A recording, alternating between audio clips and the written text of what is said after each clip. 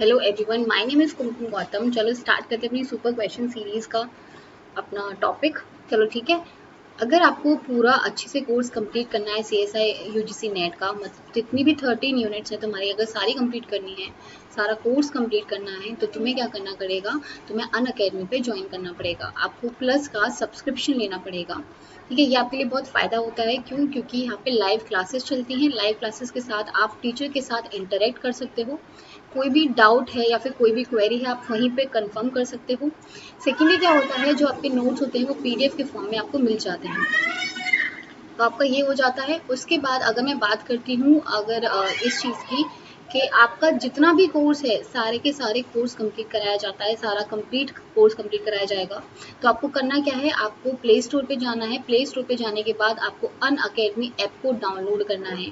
आप जैसे ही Unacademy app को डाउनलोड करेंगे, आपको जाना है सर्च वाले इंजन पे।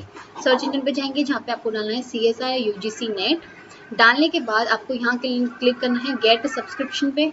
यहाँ पे क्लिक करने के बाद आप अपने अकॉर्डिंग, आपको 6 मंथ्स का लेना है, 12 मंथ्स का लेना है, फिर 24 मंथ्स का लेना है, आप अपने अकॉर्डिंग डिसाइड कर सकते हैं। अगर कोई भी बच्चा जैसे मास्टर्स के लास्ट ईयर में है, या फिर उसका लास्ट सेमेस्टर चल रहा है, या फिर किसी ने ड्रॉप लिया है, तो वो 6 मंथ्स का ले सकता है कोर्स। अगर मैं बात करती हूँ जो बच्चे मास्टर्स के सेकेंड ईयर में अभी अभी आए हैं, उनके लिए 12 मंथ्स का लिए बहुत सुटेबल रहेगा। अगर मैं बात करती हूँ ऐसे बच्चों की जिन्होंने अभी ग्रेजुएशन कंप्लीट करा है और मास्टर्स के फर्स्ट ईयर में आए हैं, उनके लिए 24 मंथ्स बहुत बेटर है। तो आप अपने अकॉर्डिंग डिसाइड कर सकते हैं कि आपको 6 मंथ्स का लेना है, 12 मंथ्स का लेना है, या फिर 24 मंथ्स का लेना है। नाउ उसके बाद अगर मैं बात करती हूँ फीस स्ट्रक्चर की, तो 11,000 नॉर्मली इसका फीस स्ट्रक्चर होता है। आई थिंक बहुत कम है। अगर तुम किसी भी ऑफलाइन कोचिंग में जाते हो तो 35-40,000 फीस लगते हैं। 11,000 होगा।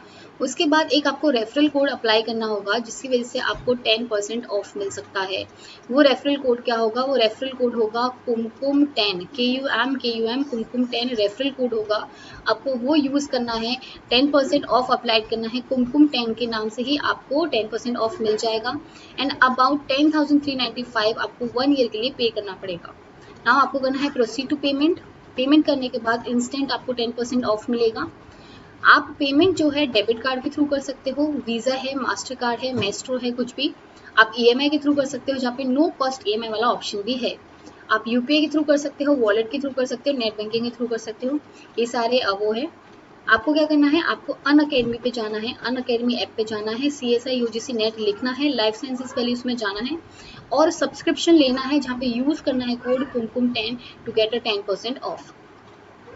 चलिए स्टार्ट करते हैं। This is our first question. 5 second दे रही हूँ, उसके बाद मैं इस क्वेश्चन को कराती हूँ।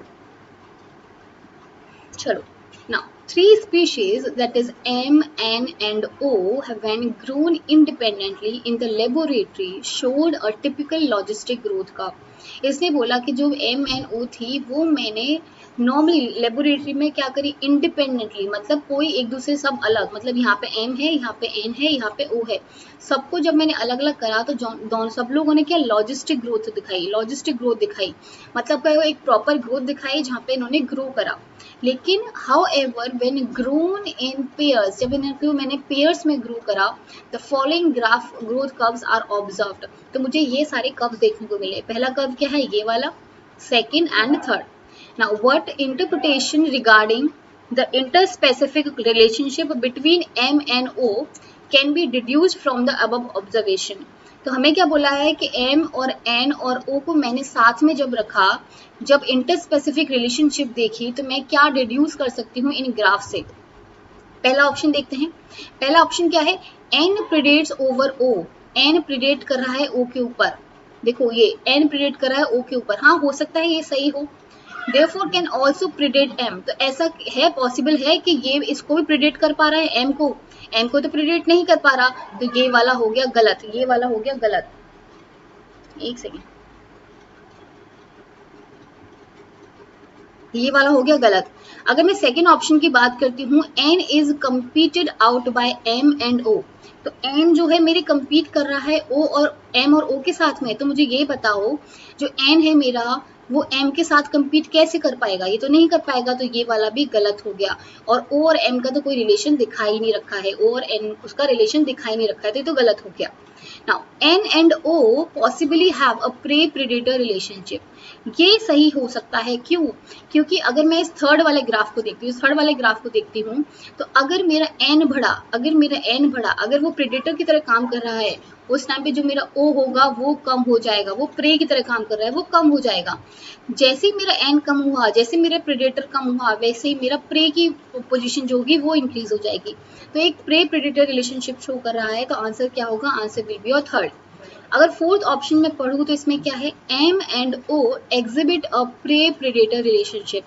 अब मुझे बताओ एम और ओ कैसे प्रे प्रेडेटर रिलेशनशिप शो कर सकते हैं जब ओ हमारा एम से नीचे है। अगर ये इतना बढ़ गया है मतलब ये तो प्रे प्रेडेटर हो ही नहीं सकता, क्योंकि प्रेडेटर की प्रेजेंस में प्रे ग्रो ही नहीं कर सकता, तो ये वाला गलत हो जाएगा। तो answer will be your third. अगर नेक्स्ट क्वेश्चन देखोगे, इसका 5 सेकंड दे रही हूँ, उसके बाद फिर मैं स्टार्ट करती हूँ। Given below are the population pyramids of three different population, that is A, B and C। तो अगर मैं देखूँ यहाँ पर 3 पॉपुलेशन दे रखी हैं A, B, C, ठीक है, उनके डिफरेंट डिफरेंट पिरामिड्स दे रखे हैं। Depicting the relationship between the birth and death rates in age. इसमें बर्थ रेट दे रखा है, डेथ रेट दे रखा है, ये सारी चीजें दे रखी हैं। अगर यहाँ पे 15 ईयर्स लिखा है, यहाँ पे 65 ईयर्स लिखा हुआ है, मतलब मुझे समझ जाना चाहिए कि यहाँ पे मेरी यंग एज वाला है, तो यहाँ पे मेरी ओल्ड एज वाला है। ठीक है, ये मेरा ओल्ड एज दिखा रखा है। अब इसमें क्या पूछा है? Based on the population pyramids given above which one of the following is incorrect. कौन सा इनकरेक्ट होगा? अब मुझे क्या बताना है कि इनकरेक्ट क्या होगा। अब देखो फर्स्ट ऑप्शन देखो, फर्स्ट ऑप्शन में क्या है? Population B has a slower growth rate than population A. मेरा बोला है जो पॉपुलेशन बी है उसका ग्रोथ रेट कम है as compare to the population A. तो ऑब्वियसली जो पॉपुलेशन बी है उसका ग्रोथ रेट जो है वो स्लोअर है। देखो पॉपुलेशन ए का देखो कितना अच्छा ग्रोथ रेट है, लेकिन पॉपुलेशन बी का कोई प्रॉपर ग्रोथ रेट नहीं है। तो ये वाला तो सही बोला है उसने, तो ये तो मेरा आंसर नहीं होगा। अगर मैं सेकंड ऑप्शन देखती हूँ, सेकंड ऑप्शन में क्या है? Population C has birth rate higher than its death rate. अगर मैं खाली पॉपुलेशन सी को देखूंगी तो इसमें क्या बोला रखा है कि birth rate has higher than its death rate. Yes, देखो ये जो मेरा बर्थ रेट है वो ज्यादा है as compare to the death rate. तो मुझे देखने को मिल रहा है कि बर्थ रेट मेरा ज्यादा है as compare to the death rate, तो ये वाला भी मेरा सही हो जाएगा, ये भी सही हो जाएगा। अगर थर्ड देखूंगी मैं, the population A represent a rapidly growing population. तो इसमें जो बोला है, सॉरी सेकंड वाला ऑप्शन जो होगा उसमें गलत बोला है। क्यों? क्योंकि इसका जो बर्थ रेट है वो कम है, वो बहुत कम है as compare to the death rate, as compare to death rate. तो डेथ रेट मेरा ज्यादा होगा, तो जो मेरा इनकरेक्ट होने वाला है, इनकरेक्ट कौन सा होगा? Second will be incorrect. क्यों? क्योंकि यहाँ पे देखो ये मेरा जो ग्राफ है वो ऐसे जा रहा है, ऐसे जा रहा है, मतलब मेरा बर्थ रेट तो कम है। अगर एक बार वो जिंदा बच गया यहाँ से तो उसका डेथ रेट ज्यादा हो जाएगा, मतलब उसको टाइम लगेगा मरने में, लेकिन यहाँ से अगर बच नहीं पाया तो उसका बर्थ रेट बहुत ज्यादा कम है। तो यहाँ पे क्या है? मेरा डेथ रेट ज्यादा है as compare to the birth rate, तो मेरा बर्थ रेट जो है वो कम है as compare to the death rate. तो मेरा सेकेंड वाला ऑप्शन जो है वो इनकरेक्ट होगा। तो आंसर कौन सा होगा? Second will be your answer. अगर मैं थर्ड वाले को देखूंगी, population A represent the rapidly growing population. तो यस, देखो कितनी रैपिडली ग्रोइंग पॉपुलेशन है, अच्छे से ग्रो करा है इसने, इसमें कोई कमी नहीं है, तो ये वाला तुम्हारा सही होगा। अगर फोर्थ ऑप्शन की बात करती हूँ, इसमें क्या है? पॉपुलेशन बी, ये वाली B has highest death rate among the three population, has highest death rate. देखो कितना ज्यादा डेथ रेट है, यहाँ पे फिर भी कम है, यहाँ पे फिर भी कम है, यहाँ पे कितना ज्यादा डेथ रेट है। तो आंसर क्या होगा? Answer will be your second, answer will be your second. Next question, 5 seconds. Now, इसमें क्या है? Human chorionic gonadotropins responsible for maintenance of pregnancy in women originates from.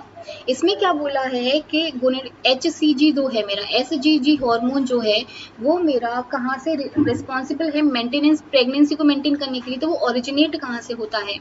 अगर तुम्हें पता हो कि अगर मुझे प्रेगनेंसी पता करनी है, जो प्रेगनेंसी किट्स आती हैं वो सारी की सारी HCG पे ही बेस्ड है, सारी की सारी HCG पे ही बेस्ड है। अगर HCG हमारे बॉडी में प्रोड्यूस हो रहा है, दैट मीन्स वो प्रेगनेंसी शो कर रहा है, अगर मैं बात करती हूँ प्रेगनेंसी वुमेन्स की, तो जो मेरा प्लेसेंटल अब मुझे ये बताओ, क्या मेरी ओवरी जो है ये मेरा एससीजी प्रोड्यूस कर सकती है? क्या मेरा ये एससीजी प्रोड्यूस कर सकती है? नहीं करेगी। क्यों? ओवरी वहाँ पे फर्टिलाइजेशन जब तक होगा ही नहीं, ओवरी से तो सिर्फ एग निकलेगा, फर्टिलाइजेशन होने के बाद तो वो आगे प्रोसेस वहाँ पे होता है यूटेरस में जाके, और जो मेरा प्लेसेंटा फॉर्मेशन होती है, तो ओवरी में तो कुछ होगा ही नहीं, तो यहाँ से तो मेरा नहीं ओरिजिनेट नहीं हो सकता, ये तो ध्यान में रखना है। पिट्यूटरी तो ये तो आउट ऑफ द बॉक्स चीज है कि पिट्यूटरी क्यों देने लग गया, तो ये भी गलत हो गया। यूटेरस भी गलत हो गया। क्यों? क्योंकि प्रेगनेंसी के बाद हो रहा है, तो जो प्रेगनेंसी के बाद जो चीज होती है उसके बाद ही हमारा क्या होगा, वहां से हार्मोन ओरिजिनेट होगा। तो वो क्या होगा, प्लेसेंटल ट्रोफोब्लास्ट, जो प्लेसेंटल ट्रोफोब्लास्ट सेल्स होती हैं वो रिस्पॉन्सिबल होती हैं for secreting a SCG hormone which is required for maintaining the pregnancy. Next question, 5 seconds. देखो ये क्या है, the primary target organ of aldosterone action. ये जो मैं हॉर्मोन्स हैं वो मैं अनअकैडमी पे करा चुकी हूँ, पर कोई प्रॉब्लम नहीं है, मैं यूट्यूब पे भी करा दूंगी इनको, पर थोड़ा टाइम लगेगा उसको होने में, क्योंकि अभी हमारा मसल कॉन्ट्रेक्शन चल रहा है। तो एल्डोस्टेरॉन जो होता है, अगर तुम्हें थोड़ा बहुत भी याद हो अपने 12th वाला भी, तो एक हमारा रेनिन एंजियोटेंसिनोजन पाथवे होता था, renin angiotensinogen aldosterone pathway, RAA pathway, अगर तुम्हें याद हो। ये पाथवे जो रेनिन है, अगर तुम्हें इतना भी पता है कि अगर रेनिन जो है मेरी, ये जो हार्मोन है ये मेरा किडनी से निकलता है, कहाँ से निकलता है, किडनी से निकलता है, तो एल्डोस्टेरॉन का जो प्राइमरी टारगेट ऑर्गन होगा वो किडनी होगा, लिवर नहीं होता, पैनक्रियाज नहीं होता, ना हार्ट होता है। Answer will be your C, that is kidney. Next question, 5 seconds. चलो, now immunoglobulins G, that is IgG, क्या IgG was fractionated by a size exclusion chromatography। इसका मतलब क्या हुआ, मैंने IgG को निकाला by using a size exclusion chromatography and it was observed to have a molecular mass of 150 kilodalton, और उससे मुझे पता चला कि जो इस IgG का मॉलिक्यूलर मास है वो 150 किलोडाल्टन है। अब क्वेश्चन, अभी तो ये क्वेश्चन आया हुआ है, नेक्स्ट टाइम क्वेश्चन क्या आ सकता है कि अगर मुझे IgG को या फिर कोई भी एंटीबॉडी को अगर मुझे फ्रैक्शनेट करना है, उसको बाहर निकलना है, तो मैं कौन सी टेक्निक यूज कर सकता हूँ, तो याद रखना है साइज एक्सक्लूजन क्रोमेटोग्राफी आप टेक्निक यूज कर सकते हैं for finding a molecular mass of antibodies. ठीक है, फिर उन्होंने क्या करा, इसको SDS पेज पे रन करा, रन करने के बाद उनको पता चला under reducing conditions revealed 2 bands of size 50 किलोडाल्टन। मुझे पता चला कि मेरे जो 50 किलोडाल्टन था इस पे 2 मेरे बैंड्स मिले हैं एंड 25 किलोडाल्टन, और जो मेरे मिले हैं 25 किलोडाल्टन पे बैंड्स मिले हैं। The oligomeric status of the protein consist of, oligomeric मतलब 2 प्रोटीन से मिलकर बना हुआ है। अब क्या है, अगर मैं ए वाला ऑप्शन देखती हूँ, इसमें क्या है 3 polypeptide chain of molecular mass of 50 kilodalton. Question में दे रखा है 2 बैंड बने हैं 50 के, तो 3 पॉलीपेप्टाइड चेन 50-50 के बन जाएंगे, तो 150 हो गया, 25 वाली कहाँ गई, ये तो गलत हो गया, ये वाला तो गलत हो गया। अगर बी ऑप्शन देखूंगी 6 polypeptide chains of molecular mass of 25 किलोडाल्टन, एक बात बताओ, जब 50 के 2 बने हुए हैं तो 6 पॉलीपेप्टाइड चेन्स 25 किलोडाल्टन की कैसे मिल जाएंगी, ये तो बहुत आउट ऑफ द बॉक्स चीज हो गई। अगर सी ऑप्शन को देखूंगी 1 polypeptide chain of 50 kilodalton and 4 polypeptide chain of mass 20-24, तो कहाँ से आया, ये तो पूरा ही गलत हो गया। डी ऑप्शन देखो 2 polypeptide chain of 50 kilodalton and 2 of 25, तो this will be your right answer. देखो 25 की भी 2 होंगी और 50 की भी 2 होंगी, तो इससे मुझे पता चल जाएगा। Okay, next question, 5 seconds. देखो, the following 2 organs are the example of secondary lymphoid organ. तुम्हें एग्जाम के लिए, एग्जाम की अगर मैं बात करती हूँ, सेक्शन ए की बात कर रही हूँ और सेक्शन बी की बात कर रही हूँ। देखो तुम्हें इजी हो जाता है अगर तुम सेक्शन सी की बात करते हो, वहाँ पे नंबर लाना बहुत इंपॉर्टेंट भी है और थोड़ा बहुत इजी भी है अगर तुम अपना कॉमन सेंस यूज कर लेते हो तो। लेकिन अगर मैं सेक्शन बी की बात करती हूँ तो वहाँ पे तुम्हारा कॉमन सेंस काम कम करता है, वहाँ पे एलिमिनेशन मेथड बहुत कम काम करता है। क्यों? क्योंकि जो ऑप्शन दे रखे होते हैं वो बहुत डायरेक्ट ऑप्शन होते हैं, ऐसे डायरेक्ट ऑप्शन होंगे। अगर तुम्हारा एक क्वेश्चन भी गया तो बहुत ज्यादा नेगेटिव मार्किंग आ जाती है। मैं तुम्हें बता रही हूँ कि जो सी वाला पार्ट होगा फिर भी तुम्हें नंबर ला देगा, लेकिन जो बी वाला होगा अगर उसमें गलत करा तो तुम्हारे सारे नेगेटिव मार्किंग उन मार्क्स को लेके डूब जाएगी। तो याद रखना है, जो बी वाला सेक्शन है उसमें सिर्फ 35 में से अगर तुम 20 भी कर रहे हो कोई कुछ फर्क नहीं पड़ता, 20 करे लेकिन 20 भी सही करने हैं, गलत एक भी नहीं करना है, 20 के 20 सही करने हैं। अगर मैं बात करती हूँ सी सेक्शन की तो आई थिंक 22 तुम्हारे होने चाहिए सही, क्योंकि तुम्हें 75 क्वेश्चन में से 25 क्वेश्चन ढूंढने हैं, ठीक है। और तुम्हें 25 में से भी 22 अगर तुम करके आते हो तब भी बहुत बढ़िया है। 88 मार्क्स यहाँ से बनेंगे, यहाँ से कितने बन जाएंगे 40, और जो फर्स्ट वाला सेक्शन होगा वहां से भी एटलीस्ट 20 में से जो तुम्हारे 15 क्वेश्चंस आते हैं उसमें से 10 क्वेश्चन सही करके आने हैं। इसके हिसाब से जो तुम्हारे मार्क्स बैठ जाएंगे पूरे के पूरे 150 के अराउंड बैठ जाएंगे और तुम्हारा बहुत अच्छे से पेपर क्लियर हो जाएगा। चलो इसको बात करते हैं। तुम्हें पता होना चाहिए प्राइमरी लिम्फोइड ऑर्गन कौन से हैं, सेकेंडरी लिम्फोइड ऑर्गन कौन से हैं। अगर मैं बात करती हूँ स्प्लीन की, ये तो सही है, लेकिन थाइमस, थाइमस क्या होता है जहाँ पे टी सेल का मैच्योरेशन होता है, तो ये तो प्राइमरी हो गया तो ये तो गलत हो गया। डी ऑप्शन देखो, डी ऑप्शन में क्या है, बोन मैरो, बोन मैरो में बी सेल का मैच्योरेशन होता है, फॉर्मेशन होता है, ये भी गलत, ये भी गलत। और उसके बाद करती हूँ स्प्लीन एंड थायराइड, थायराइड कौन सा सेकेंडरी लिम्फोइड ऑर्गन है, कोई देखा है, ये तो नहीं होता, ये भी गलत। Answer will be your B, lymph nodes and spleen, this will be your answer. Next question, 5 seconds. इसमें क्या है, the class switching takes place in, देखो क्लास स्विचिंग की अगर मैं बात करती हूँ, क्लास स्विचिंग की अगर बात करती हूँ तो तुम मुझे ये बताओ, अगर तुम जैसे स्कूल में गए हो तुम, ठीक है, बच्चों के साथ पढ़ रहे हो, तुम्हारा फर्स्ट डे है, ठीक है, फर्स्ट या सेकेंड डे है, तो तुम क्या इतने मैच्योर हो जाओगे, तुम क्या इतने खुले हो जाओगे कि तुम क्लास स्विचिंग करने लग जाओगे, इतना कर लोगे तुम, नहीं होगा। जब तुम मैच्योर हो जाओगे तब तुम स्कूल में 1-2 साल हो जाएंगे, तब तुम जानने पहचानने लगोगे टीचर्स को, बच्चों को पहचानने लगोगे, तब तुम्हारी क्लास स्विचिंग होगी, जब तुम्हारे फ्रेंड्स बन जाएंगे तब तुम्हारी क्लास स्विचिंग होगी। वैसे ही याद रखो, जब हम क्लास स्विचिंग की बात करते हैं तो जो मेरा एडवांस्ड सेल होगी, मतलब जो मेरी मैच्योर सेल होगी, वहां पे क्लास स्विचिंग हो सकती है। जो अभी बच्चा होगा, जो प्रो या प्री होंगे, ये क्लास स्विचिंग नहीं कर सकते, अभी बहुत ज्यादा इमेच्योर हैं ये। तो class switching takes place in pro B cells, नहीं, प्रो बी सेल्स में नहीं होगी, प्री बी सेल्स में नहीं होगी, इमेच्योर सेल में नहीं होगी, एक्टिवेटेड बी सेल्स में होगी। जब वो बच्चा मैच्योर हो जाएगा, जब उसको दुनिया की समझ आ जाएगी, तब जाके वो क्लास स्विचिंग करेगा। तो answer will be your D. Next question, इसमें क्या है, dark grown seedlings display a triple response when exposed to ethylene. इसमें बोला है जो मेरी डार्क ग्रोन सीडलिंग है वो ट्रिपल रेस्पॉन्स शो करती हैं। देखो ट्रिपल रेस्पॉन्स जो होता है वो इथाइलिन की प्रेजेंस में होता है, दिस इज वेरी इंपॉर्टेंट, इसको याद रखो अगर किसी को नहीं पता है तो। Which one of the following is not a part of triple response? अब हमें पूछा है कि ट्रिपल रेस्पॉन्स का कौन सा पार्ट नहीं है। जब हम ट्रिपल रेस्पॉन्स की बात करते हैं तो हम बात करते हैं हाइपोकोटाइल और एपिकोटाइल की, एपिकोटाइल और हाइपोकोटाइल की।